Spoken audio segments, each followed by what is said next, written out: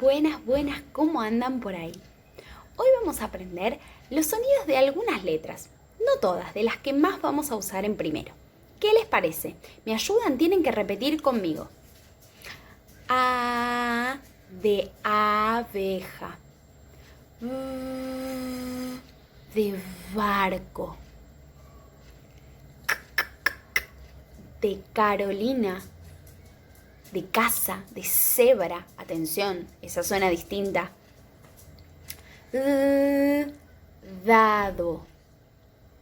Esa la conocen. Elefante. Fantasma. De gato. De Gabriel.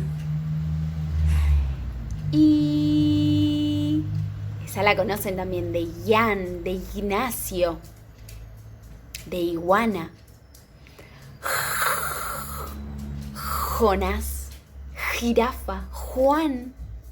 Empiezan con de lechuza, Lautaro, Luca, Liam. ¡Wow! ¿Cuántas?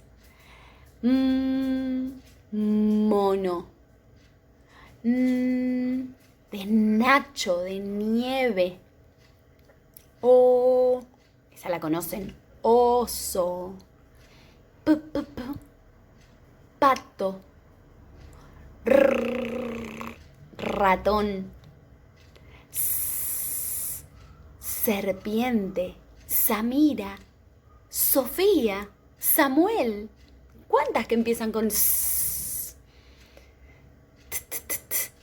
Tomate.